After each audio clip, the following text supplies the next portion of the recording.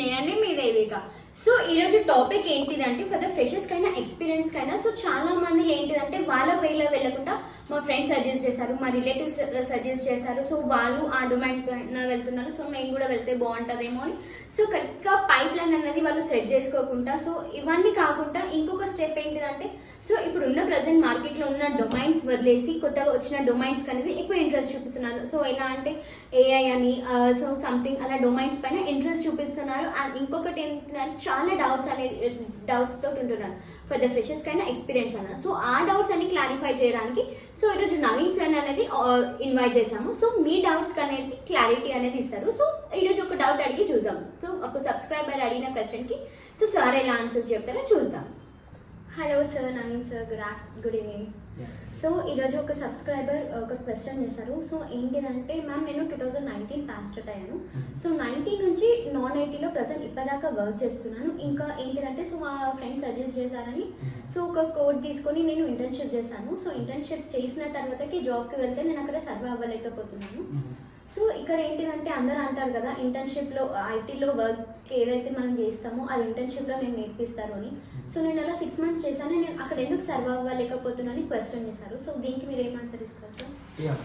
So coming to this క్వశ్చన్ని మనం తీసుకున్నట్టయితే 2019 నుంచి టిల్ 2025 వరకు మీరు నాన్ ఐటీలో వర్క్ చేస్తున్నారు. ఈ people don't know about the IT industry. అంటే ఐటీలో ఎలాంటి వర్క్స్ ఉంటాయి, ఏం చేయాలని తెలియదు.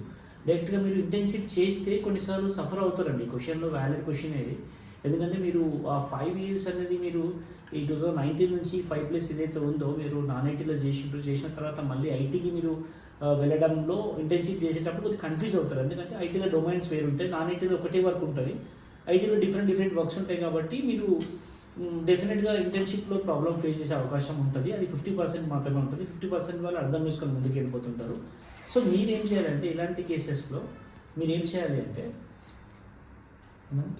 ఇలాంటప్పుడు ఏం చేయాలంటే మీరు 5 years మీ నాన్ ఐటీ పెట్టుకొని ఎక్స్పీరియన్స్ పెట్టుకొని, అదే మీకు ఏదో జెన్యున్ ఎక్స్పీరియన్స్ ఉంది కదా అది పెట్టేసుకొని నెక్స్ట్ ఏం చేయాలి అంటే ఈ ఇంటర్న్షిప్ చేసినట్టుగా ఇంటర్న్షిప్తో పాటు ప్రాజెక్ట్ చేయండి. ఒక ప్రాజెక్ట్లో వర్క్ చేసినట్టుగా మీరు ఏదైనా ఒక ఆర్గనైజేషన్కి వెళ్ళి వర్క్ చేయండి.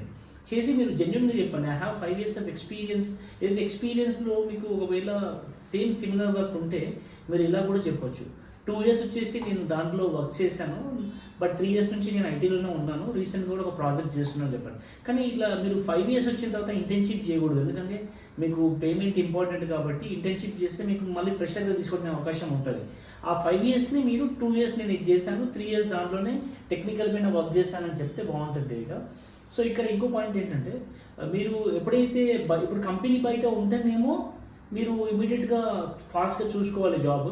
మీరు కంపెనీ లోపల ఉంటే మాత్రం 1 month నోటీస్ పెట్టేసి టెక్నికల్ నాలెడ్జ్ ఎక్కడైనా తీసుకొని మీకు ఏదైనా కోడింగ్ జాబ్స్ అయినా నాన్ కోడింగ్ జాబ్స్ పైన టెక్నికల్గా ఉన్న ఐటీలో డెవలప్మెంట్లో ఉన్న జాబ్స్లోకి వెళ్ళి ఏదైనా ఒకటి నేర్చేసుకొని అదే వర్క్ మీ కంపెనీలో చేస్తున్నట్టు పెట్టారనుకోండి, డెఫినెట్గా మీరు మంచి పొజిషన్కి వెళ్తారు.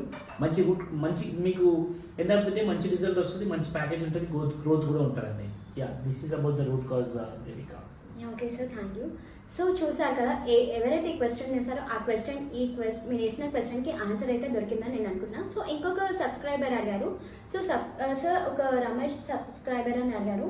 సో ఐటీలో ఎక్కువ గ్రోత్ ఉంటుందా, నాన్ ఐటీలో ఎక్కువ గ్రోత్ ఉంటుందా? సో ఐటీలో గ్రోత్ అంటే చాలామంది చెప్పారు నాన్ ఐటీలో కన్నా ఐటీలో ఎక్కువ గ్రోత్ ఉంటాయి. కాకపోతే ఎందుకు నాన్ ఐటీకి ఎందుకు అంత ఇంపార్టెన్స్ ఇవ్వరు, ఐటీకి ఎందుకు ఇంపార్టెన్స్ ఇస్తారని సో ఒక సబ్స్క్రైబర్ రమేష్ అనే పర్సన్ అని అడిగాడు సార్.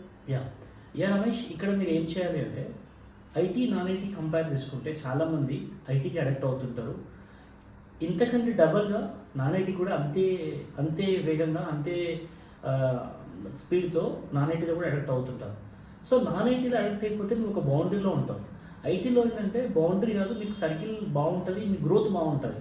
సో నువ్వు 5 years నాన్ ఐటీలో పనిచేస్తావు అనుకోండి, మీ ప్యాకేజ్ ఎంత ఉంటుంది అనుకుంటున్నారు? 10 లక్షల రూపాయలు ఉండదండి మీకు.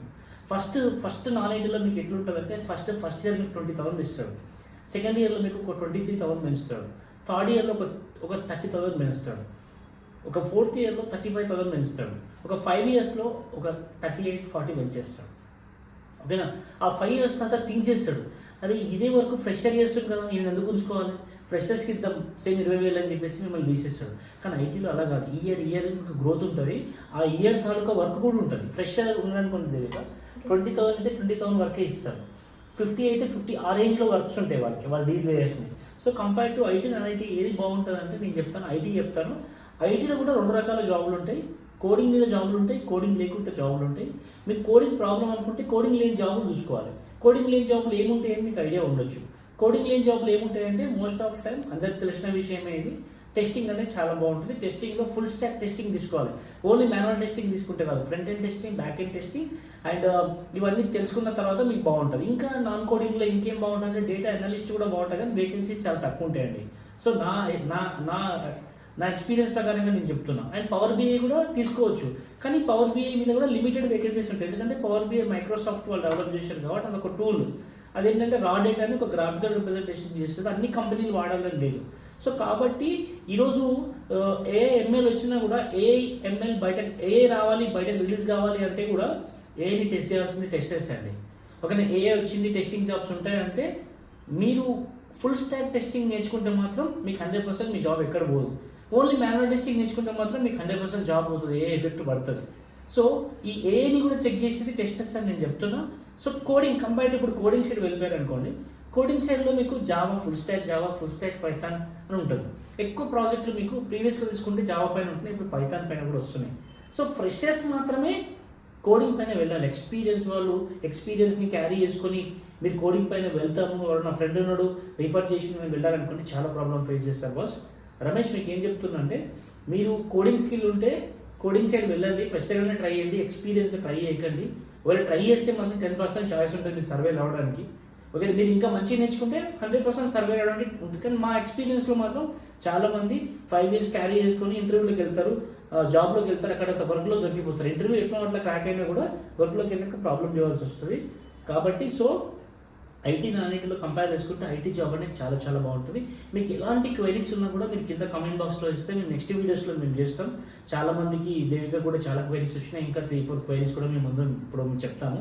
ఆ క్వైరీస్ని మీకు ఇవి యూస్ఫుల్ అవుతాయి అనుకుంటాం. మిగతా ఇలా ప్రాబ్లమ్స్ ఎవరైతే ఫేస్ చేస్తారో, ఇలాంటి క్వశ్చన్స్కి రూట్ కాజ్ తెలియని ఎవరైతే ఉన్నారో వాళ్ళందరికీ ఈ వీడియో షేర్ చేస్తే వాళ్ళకి కూడా హెల్ప్ఫుల్ ఉంటుంది. మీకు కోడింగ్ సపోర్ట్ అయినా నాన్ కోడింగ్ సపోర్ట్ అయినా 100% ఈ టెకీ ఫ్లో వాళ్ళు మీకు ప్రొవైడ్ చేస్తూ ఉంటారు. సో డెఫినెట్గా మీకు జాబ్ సపోర్ట్ కూడా ప్రొవైడ్ చేస్తూ ఉంటారు. జాబ్ ఇక్కడ ఏంటంటే మీరు కష్టపడితేనే జాబ్ వస్తుంది, మీరు కష్టపడకుండా జాబ్ వస్తుంది 2 రోజులు ఉండదు, 2-3 నెలల కంటే ఎక్కువ ఉండదు. మీరు కష్టపడి నేర్చుకొని మీ స్వతహాగా మీరు ట్రై చేస్తే వీళ్ళ సపోర్ట్ కూడా మీకు 100% ఉంటుందండి. Sir thank you. So Ramesh గారు మీ క్వశ్చన్కి ఆన్సర్ దొరికింది అనుకుంటా, నాన్ ఐటీ అంటే ఏంటిదో, ఐటీ అంటే ఏంటిదో. సో సార్ అనేది మీకు చాలా బాగా క్లారిటీ తోటి ఆన్సర్ అనేది ఇచ్చారు. సో ఇంకొక సబ్స్క్రైబర్ అడిగారు. సో సార్ ఒక